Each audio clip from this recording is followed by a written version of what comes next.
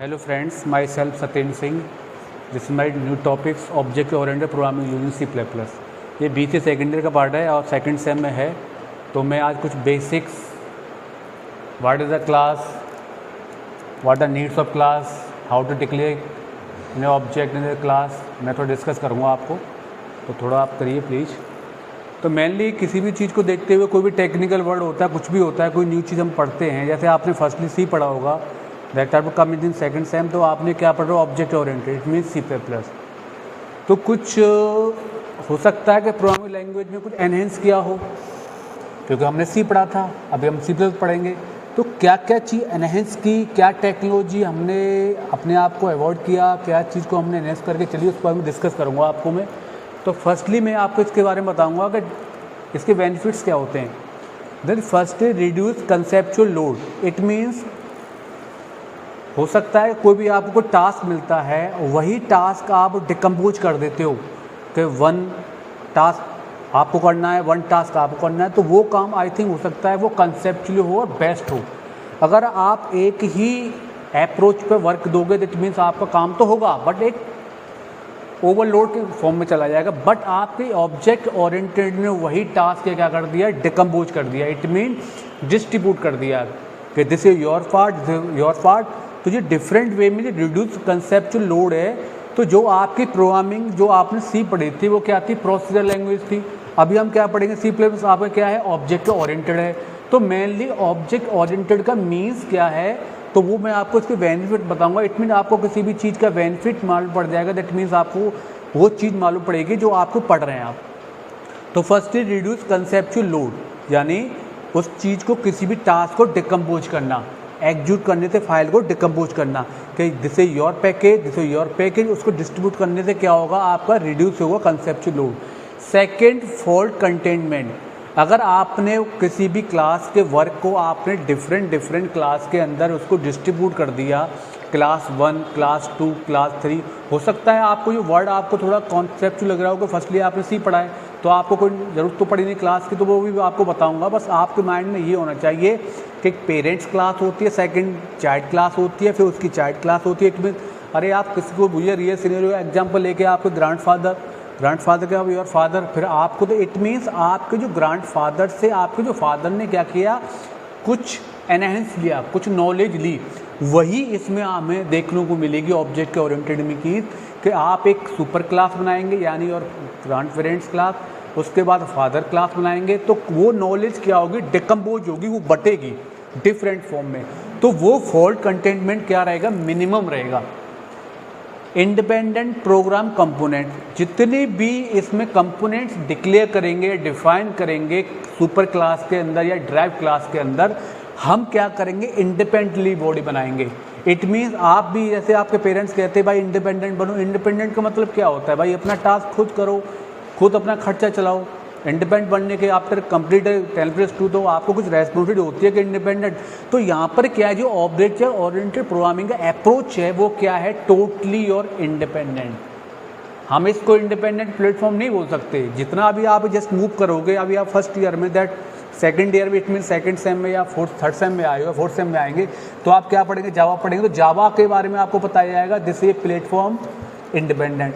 But मैं C++ को जो अप्रोच है मैं उसको इंडिपेंडेंट नहीं बता सकता। बट इसके कुछ कंपोनेंट्स होते हैं जो क्या इंडिपेंडेंटली क्या करते हैं, वर्क करते हैं। Second things, code reuse possible by extending, refining, abstraction. This is most important part of this object oriented programming approach. It means suppose करो, मैं अभी आपको एक एग्जांपल ले चुका हूँ कि आपके जो ग्रैंड पेरेंट्स की जो नॉलेज है वो हो सकता है कुछ नॉलेज आपके फादर ने एक्वायर की हुई। इट मीन्स वो जो नॉलेज थी उनके पास वो कुछ फादर ने ली, फादर की जो आपकी कुछ नॉलेज है आप लेंगे। इट मीन्स वही नॉलेज क्या हो रही है, रीडिफाइंड हो रही है, डिफाइंड नहीं रीडिफाइंड। अरे सब कुछ भूल जाइए, जो मैं आपको पढ़ा रहा हूँ तो मैं आपको क्या कर रहा हूँ, आपको रीडिफाइन कर रहा हूँ। इट मीन मैंने पढ़ा, फिर उसके बाद आपको मैं डिक्लेयर कर रहा हूँ, इट मीन आपको पढ़ाने की कोशिश कर रहा हूँ, तो क्या हो रहा है, रीडिफाइंड हो रहा है। तो this is most important part of object oriented programming approach is code reuse. It means आपने सुपर क्लास बनाई, उस सुपर क्लास के अंदर जो भी आपने डेटा मेंबर्स या मेंबर फंक्शंस क्या किया, डिफाइन किया, डिक्लेयर किया, उसको हम क्या करेंगे, उसकी चाइल्ड क्लास में क्या करेंगे, यूज करेंगे। That called your code use possible by extending and refining abstractions. Just तो basic concept of object oriented programming, आपने अभी तो अप्रोच के बारे में पढ़ा, तो आई थिंक आपको कुछ कंसेप्ट क्लियर होगा। बाकी मैं सभी आपको प्रैक्टिकली नॉलेज दूंगा, कोई प्रॉब्लम नहीं है। जितने भी आपके जो ये कंसेप्ट हैं, जितने भी इसकी जो बेसिक कंसेप्ट हैं, वो सब उसका नोट्स प्रोवाइड कराऊंगा, कोई दिक्कत नहीं है। तो 5 मेजर कंसेप्ट एंड प्रिंसिपल, जो बेसिक कंसेप्ट होते हैं object oriented, first is data abstractions, second is encapsulation, third is information hiding, fourth है पॉलीमॉर्फी, इट मीन जिसको बोलते हैं डायनेमिक बाइंडिंग। आपने यही डायनेमिक बाइंडिंग पढ़ी होगी सी के अंदर लेट बाइंडिंग के नाम से। ये वही चीज़ है जो आपने अर्ली बाइंडिंग या लेट बाइंडिंग में आपने सी में पढ़ा होगा, लेकिन अभी हम क्या पढ़ रहे हैं, C plus plus. It mean C plus plus क्या आपकी ऑब्जेक्ट ओरिएंटेड बेस्ड लैंग्वेज है। तो यहाँ पर हम इसी का वर्ड चेंज हो गया, डायनेमिक बाइंडिंग। इसी को हम सी के अंदर क्या बोलते हैं, लेट बाइंडिंग, वो भी मैं डिस्कस करूँगा। And fifth is the most important part of inheritance, it mean particular case of polymorphism. तो firstly is data abstraction. Data abstraction means आपको जो चीज़, जैसे मेरी बॉडी आपको दिख रही है, लेकिन मेरे माइंड में क्या चल रहा है वो आपको कोई भी मैटर नहीं करता, डजेंट मैटर। फॉर एग्जांपल ये जो आपको वर्ड दो दिख रहे हैं, डेटा एब्स्ट्रैक्शन एंड एनकैप्सुलेशन, ये क्या है, एक दूसरे के कॉम्बिनेशन है। ये मोस्टली स्टूडेंट क्या होते हैं, कुछ कंफ्यूज हो जाते हैं। Data abstraction and encapsulation, it means अगर कोई भी कैप्सूल है, आप फॉर एग्जांपल कोई मेडिसिन फील्ड में जाते हो, आप कोई कैप्सूल खरीदते हो, तो उसके अंदर कौन सा कंटेंट है आपको कोई मैटर नहीं करता, बट आपको दिख रहा है कि ये क्या है, डॉक्टर ने एंटीबायोटिक या कोई भी कैप्सूल दिया है, उसके अंदर क्या कंटेंट है, doesn't matter. It means is part of data heading. ये मोस्टली हम किसके लिए यूज करते हैं, डेटा हेडिंग के लिए। डेटा एब्स्ट्रैक्शन एंड एनकैप्सुलेशन क्या है, बोथ और कॉम्बिनेशन। ये क्या होता है, एब्स्ट्रैक्शन क्या होता है, किसी भी चीज़ को सपोज करो आरबीआई मैन पावर होती है, जितनी भी ब्रांचेस होती हैं इंडिया के अंदर, वो जो गाइडलाइन को इम्प्लीमेंट कर दिए, तो जितनी भी ब्रांचेस होती हैं वो क्या करते हैं, उस चीज़ को इम्प्लीमेंट करती हैं। बट कुछ इन्फॉर्मेशन ऐसी होती है कस्टमर को मालूम पड़ जाती है, कुछ इन्फॉर्मेशन ऐसी होती है जो हिडन लेवल पे लिखी जाती है। मैं बस दिखता है कि यार इतना इंटरेस्ट 8.75 था, आप क्या कर दिया 7.5, बट उसके बिहाइंड में चल क्या रहा था, आरबीआई ने क्यों रूल इम्प्लीमेंट किया, उसके जो ब्रांचेस हैं वो क्यों इम्प्लीमेंट कर रही हैं, हमसे कोई मैटर नहीं। हमें दिखता है कि अभी हमारा करंट रेशियो क्या चल रहा है, 7.75 के अकॉर्डिंग चल रहा है। तो it mean data abstraction and encapsulation both combination, ठीक है। एंड थर्ड है इन्फॉर्मेशन हाइडिंग, जो इन्फॉर्मेशन आपको दिखनी चाहिए वही दिखती है, बाकी आपको डजंट मैटर। मैं आपको पढ़ा रहा हूँ ओनली, तो आप मेरे को बस ये फोकस करो कि मैं आपको क्या पढ़ा रहा हूँ, बट मेरे माइंड में क्या चल रहा है, मैं कहाँ से आया हूँ, वेयर यू बिलोंग, और मैं कौन सी बुक से पढ़ के आया हूँ, कौन बुक से कंटेंट बनाया मैंने, डजंट मैटर। आप बस मेरे को बॉडी लेके देखिए, मैं आपको क्या देने की कोशिश कर रहा हूँ, बस आप फोकस करो कंसेप्ट ऑफ ऑब्जेक्ट ओरिएंटेड। तो वही चीज़ है इन्फॉर्मेशन हाइडिंग। वो भी मैं आपको प्रैक्टिकली जब इसका एग्जाम्पल लेके कोई भी प्रोग्राम को रन कराएंगे, कंपाइल कराएंगे या एग्जीक्यूट कराएंगे, वो सब चीज़ आपको मैं प्रैक्टिकली दिखाऊंगा। Information hiding. एंड फोर्थ है पॉलीमॉर्फिज्म, इट मीन्स मैं एक पर्टिकुलर ऑब्जेक्ट हूँ या एक पर्सनैलिटी हूँ, मैं आपको अकेला बंदा मैथ पढ़ाऊँ, सी प्लस प्लस पढ़ाऊँ, जावा पढ़ाऊँ, it mean one body have it different from that called your polymorphism. एक ही ऑब्जेक्ट या एक ही पर्सनैलिटी कोई डिफरेंट वर्क करे, दैट कॉल योर पॉलीमॉर्फिज्म। इसमें क्या होता है ऑब्जेक्ट ओरिएंटेड में, जब भी हम सुपर क्लास बनाते हैं, उसके अंदर डेटा मेंबर्स या मेंबर फंक्शन को डिक्लेयर करते हैं, जब हम उसको यूज में लेते हैं, first year declare that after reuse, it में रीयूज हो रहा है, जो यूज आपने डिक्लेयर किया उसके अंदर, उसको हम क्या करेंगे, रीयूज करेंगे। तो जब रीयूज करेंगे तो क्या होगा, पॉलीमॉर्फिज्म अकर होगा उस टाइम पे। वो कैसे होगा, फॉर एग्जांपल जैसे आपको कोई भी एडिशन करना है प्रोग्रामिंग के अंदर, तो आपने मोस्टली कमांड देते हैं, आप क्या दे सकते हो, सम। सम का मतलब भी क्या होता है, ऐड होता है, एंड ऐड इसका मतलब भी क्या होता है, सम होता है। प्लस का साइन का मतलब भी क्या होता है, सम होता है।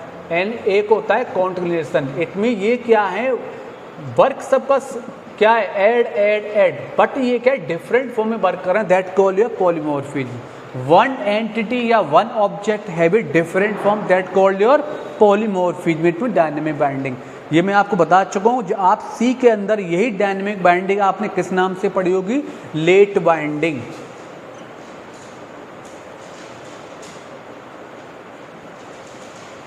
Late binding. और इसी को मैं अगर बोल देता स्टैटिक बाइंडिंग तो वो क्या हो जाता, अर्ली बाइंडिंग। ये आपने वर्ड सुना होगा, स्टैटिक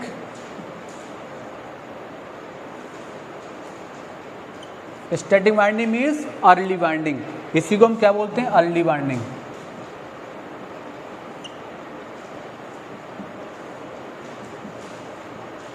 ठीक है, तो लेट बाइंडिंग का मीन्स क्या होती है, हम फर्स्टली किसी भी सोर्स प्रोग्राम को लिखते हैं। अभी हमने ये तो लिखते हैं सी में, पहले हमको आपने देखा होगा ब्लू स्क्रीन पे पहले लिखते हैं, उसके पहले क्या करते हैं, कंपाइल कराते हो, रन कराते हो, कंपाइल करते हैं। अगर कोई भी चीज़ कंपाइल टाइम ही हमें गेट हो जाए उसको बोलते हैं स्टैटिक बाइंडिंग यानी अर्ली बाइंडिंग। ओके, अगर वही चीज़ कब हो, रनिंग टाइम, तो हम उसको क्या बोलेंगे, लेट हुआ। इट मीन वो कंपाइल टाइम पे नहीं हुआ, वो कब हुआ, आपका लेट हुआ। It mean let binding. अब आप लोग को इसके माइंड में चल रहा होगा लेट बाइंडिंग, इट मीन्स आपकी ये जो आपके ऑब्जेक्ट और मेंबर फंक्शन के बीच में जो ओरिएंटेड मीन्स होता है, जो कॉम्बिनेशन होता है, उसको बोलते हैं बाइंड। वो बाइंड कब होता है, late. It mean dynamic form में वो क्या हो जाता है, बाइंड हो जाता है। भाई जब तक हम क्लास बनाएंगे सुपर क्लास, उसके अंदर बहुत सारे डेटा मेंबर्स या मेंबर फंक्शंस क्या करेंगे, डिक्लेयर करेंगे या डिफाइन करेंगे, तो हम उसको क्या करेंगे, रीयूज में लेंगे ना। तो वो रीयूबिलिटी कब हुई, एक तो कंपाइल टाइम हुई, उसको हमने क्या बोल दिया, स्टैटिक बाइंडिंग। और दूसरी कब हुई, जब उसको रन कराएंगे तो क्या हो जाएगा, लेट बाइंडिंग। तो वही लेट बाइंडिंग एक basic concept of object oriented में क्या आती है, प्रिंसिपल्स में क्या आती है, डायनेमिक बाइंडिंग। उसी को हम क्या बोलते हैं, late binding. The combination between your data members and your object, that called dynamic binding. जब मैं इसका प्रैक्टिकली कराऊंगा और उस टाइम पे क्लियर करा दूंगा, कोई प्रॉब्लम नहीं है। और fifth is inheritance. Inheritance means वही, जैसे सुपर क्लास बनाई आपने, उसी सुपर क्लास की फंक्शनैलिटी को आपने यूज में ले लिया। तो यूज में ले लिया तो यानी रीयूज ले लिया ना। फर्स्टली सपोज करो आप इमरान अम्बेडकर यूनिवर्सिटी से बीसीए कर रहे हैं, तो आपकी क्या बैक आ गई, तो कहते हैं री आ गई। इट मीन्स आपने री अटैम्प्ट करेंगे ना उस एग्जाम को। जैसे आपको री अटैम्प्ट करेंगे तो क्या कहलाएगा, री। यानी कोई भी नॉलेज अगर इनहेरिटेंस, कोई सुपर क्लास या आपकी ग्रांड, कोई भी ले लो, ग्रांड पेरेंट्स हैं, आपकी नॉलेज पेरेंट्स ने ली, नॉलेज छोड़िए आप, कोई भी एसेट्स है या संपत्ति है, वो किसके पास आएगी, आपके फादर्स के पास आएगी। और फादर्स के बाद किसके पास आएगी, आपके पास आएगी। तो वो क्या हो रही है, रीयूज हो रही है ना। आपका मकान पेरेंट्स ने बनाया, फिर आप उसको यूज करेंगे तो क्या हो रहा है, रीयूज हो रहा है। वो इनहेरिटेंस है। और मैं ज़्यादा डीप नहीं जा सकता, इसको मैं और बताऊंगा, इसके टाइप्स भी बताऊंगा, प्रोग्रामिंग भी करूंगा, प्रोग्रामिंग के साथ साथ क्लास भी बनाऊंगा, सुपर क्लास बनाऊंगा। बाकी आपका सब कंसेप्ट क्लियर होगा। आज के लिए इनफ एंड थैंक यू।